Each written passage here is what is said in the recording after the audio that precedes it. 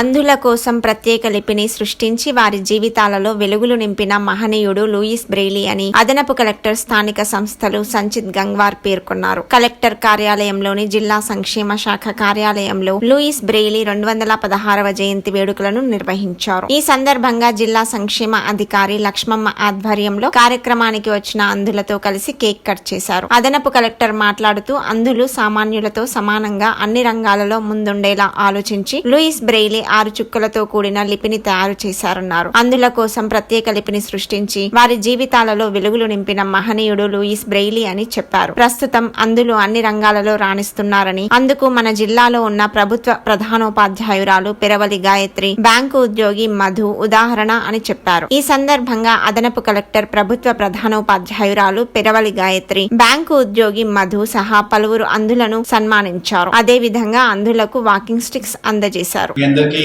శుభాకాంక్షలు, మళ్ళీ happy new year.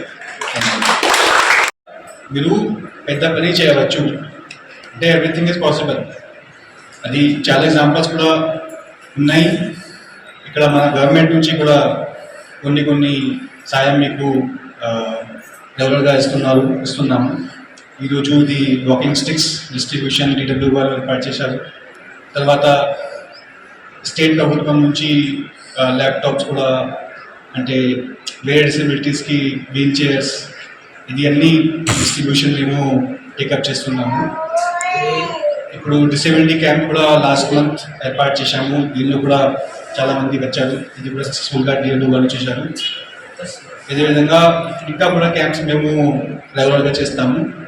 కానీ యూ హ్యావ్ టు పార్టిసిపేట్, మీరే పార్టిసిపేట్ చేయాలి, ఇది సక్సెస్ఫుల్గా పెట్టాలి. ఓకే, ఇంకా కాకుండా వాళ్ళు కష్టపడి చదివి ఇప్పుడు ఈరోజు ఆమె ప్రిన్సిపల్గా పనిచేస్తున్నారు, ఆయన మేనేజర్గా పనిచేస్తున్నారు. ఇంకా కూడా కొన్ని ఎగ్జాంపుల్స్ ప్రిన్సిపల్ గారు ఇచ్చారు. ఇప్పుడు